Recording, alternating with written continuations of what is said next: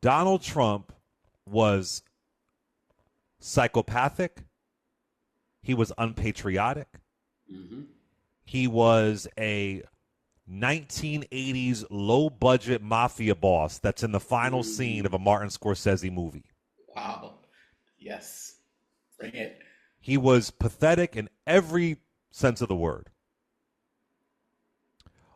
While Kamala Harris was clear, concise, masterful, hit all the points. You know, you can't do a debate the way Nixon and JFK did it, right? You can't do a debate the way Clinton and Bush did it. You can't do a debate the way Clinton and Trump did it. Mm-hmm. She hit every single note that you have to hit. And I'm not saying this election is over. Right. But if debates have any impact, if debates have any influence, Donald Trump lost that election last night, September 10th, 2024. I'm not saying we don't have work to do. I'm not saying it's etched in stone. Mm-hmm. But that kind of debate really has the ability to have a serious impact.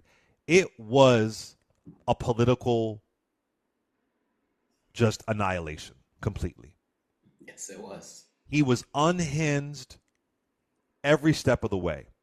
And the part that really got to me, there's a lot of great moments, and she also did the debate in a way that will work well for social media. Mm-hmm. Oh, yeah. These things matter. She spoke in clips, and that all that matters, right? And the bizarre stuff he said will work well for social media for other reasons. Yes, it will. But here's the one thing, Dr. Omekongo, and to all y'all out there listening, because I've been saying this for months and months and months. What Vice President Kamala Harris finally did that we haven't seen Democrats in power do is she finally prosecuted the case on Trump's economy. Yes. Yes. Democrats have failed to break down the reason why we are where we are is because of Trump's economy. Mm-hmm. He was inherited a good economy by President Barack Obama, and Trump ruined that economy faster than he ruined Atlantic City, New Jersey. And I was born in AC. Wow. He destroyed the economy. He is the bankruptcy president. That's right. And I was so happy to hear her explain, here is what this man did to the economy. Mm-hmm. The reason why we have price gouging is because of Trump's economy. The reason why we have high inflation, Trump's economy. High interest rates, Trump's economy. He gutted it took Bush 2 terms to ruin the economy. Right. Trump did it in 1. That's right. And the pandemic was on his watch. And maybe if he didn't call it a hoax, maybe if he didn't threaten to not give money to blue states because they didn't vote for him, maybe if he didn't say we'll inject bleach. Folks forget 4 years ago there was a culture war over wearing a mask, even around people who are immunocompromised. Mm-hmm. Mm-hmm. Trump did not create COVID. But the hysteria and the madness around COVID, that was on his watch. And if he wouldn't have gutted Obama's pandemic response team, maybe COVID wouldn't have been as bad. So Biden had to come in and clean it up. And I really appreciated that she finally prosecuted the case on Trump's economy. That was excellent to me. I want to also say there wasn't tons of fact checking, but there was enough. Yeah, yes, indeed. And as I was saying on Ricky Smiley Morning Show, when I saw Lindsey Davis rocking that Dominique Devereaux Dynasty shoulder pads, I said Lindsey came to go to work. That's right. Lindsey had her Dominique Devereaux, B. Arthur, Dorothy's Born. Lindsey Davis came to work. She came to block. She wasn't playing. I said, "Oh, okay, she's here. She's here for it, and you will be fact checked tonight. It will happen." So shout out to Lindsey Davis for holding him accountable. And I want to also say, Trump had a neurological breakdown on Fox News this morning, and I heard. people like South Carolina Senator Lindsey Graham are saying it was a disaster, and it was. It was bad. And, it was, Biden did not do well the first debate. We can all say that. Mm-hmm. But it was even worse than Biden. Why? Because Biden did not do well because of his own challenges, right? Mm-hmm. He wasn't feeling well. He's elderly. He even admitted, I'm not as fast as I used to be. I'm not as smooth as I used to be. He admits all that. Mm-hmm. But the reason why Trump failed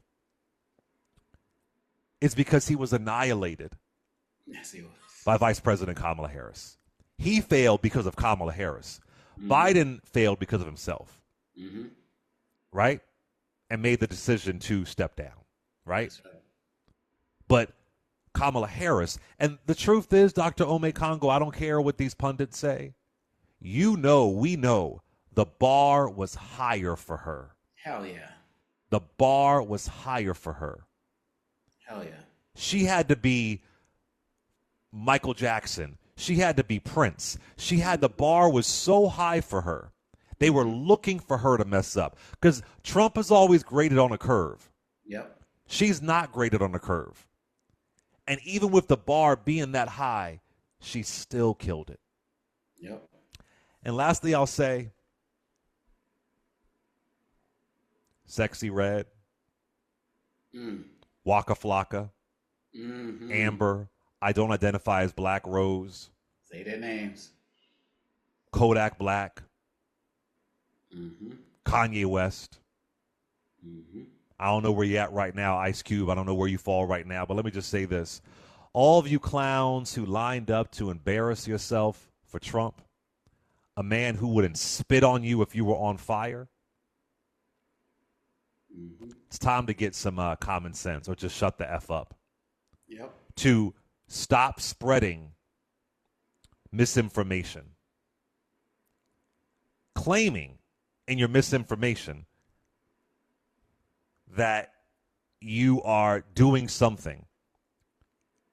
Because the real thing is you're supporting a man who doesn't give a Jim Crow damn about the communities you claim you represent. That's right. The contrast was clear. I don't want to hear about no undecided voters. I don't care about focus groups. Yep. If you're going to stand by that, then there's no point to talk to you. I hope the non-voter was engaged. I hope the non-voter in Philadelphia, in Atlanta, in Detroit, in Milwaukee, I hope they were engaged. Because nobody with brain cells can look at that and say that Vice President Kamala Harris did not make history last night. Mm-hmm. It was incredible. And I'm so proud of what she did. And then I'll also say there was talk of how she would handle the question around race. Yeah. I thought it was excellent. Absolutely. I thought she nailed the dismount. She brought up his racist record from housing discrimination, 1970s. Central Park 5, 1980s. Birtherism, 2000s. Mm-hmm. Beautiful. And then Donald Trump was so weak, he literally brings up the Central Park 5 in his rebuttal and still says they're guilty. You're doubling down on their guilt. You said that in 2019. Now you're saying it again in 2024. How can any black person in America, if you care about the wrongfully convicted, how can you possibly support this man who is still saying that these children were guilty? And I want to remind people, Yusef Salaam, who's now on the city council in Harlem, he did not sign a confession.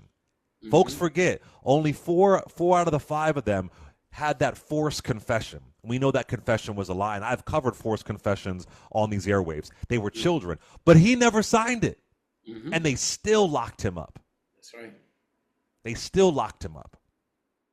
There is no reason for anybody to support this man. No reason whatsoever. There is no explanation. If you're telling me you're a Trump supporter, there is no point for me to engage you. Mm-hmm. is no point. I mean, the way she broke down January 6th, the way that when he went into crime and she reminded us of his criminal history. Yes. It was great. It was pitch perfect.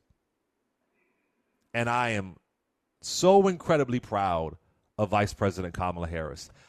I had some concerns because I've just seen Trump steamroll so many people. Mm-hmm. You might win some, but you just lost one, to quote Lauryn Hill. Dr. Omekongo?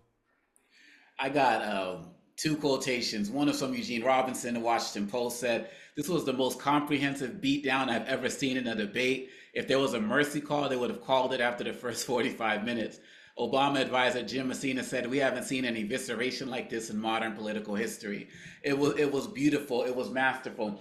Kamala Harris did what so many black women have had to do. Black people, black men, everyone in general, but particularly black women. Always be over-prepared, always be expected to do more than what's expected, because people are always going to look for every single way to criticize you.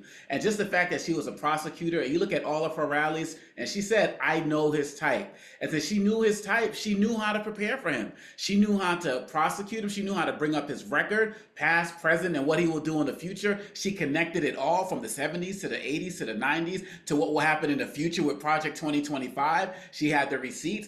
And the fact of the matter is, as it relates to Donald Trump and his side, two words come to mind: delusional and enabling. He himself is delusional. Joe Biden even admitted, "I didn't have the greatest debate from the June debate." Trump said last night that might have been the greatest debate that I've ever conducted, been part of in my debate history. So that's delusional. And then you got enabling with the Marco Rubios and the world, who are all enabling, saying, "Oh, it was great. The moderators came at him. Some even hinted that she might have had the questions." Whereas the Democrats, after Biden's debate, they were like, "Yo, this might be over." Right? And so even if we felt like the criticism was extreme, at least there was honesty about it. These guys are delusional enablers, and Trump does not care to prepare. That's another reason why he was terrible, because he didn't feel like he had to prepare to go against this black woman. He has no respect for them. I mean, just look at the fact that he didn't want to shake her hand. She came out there dignified in everything that she did. And sometimes you could just feel like she was feeling sorry for him, because she was like, it was like Jay-Z versus Jim Jones. Like, how am I on the stage with this guy?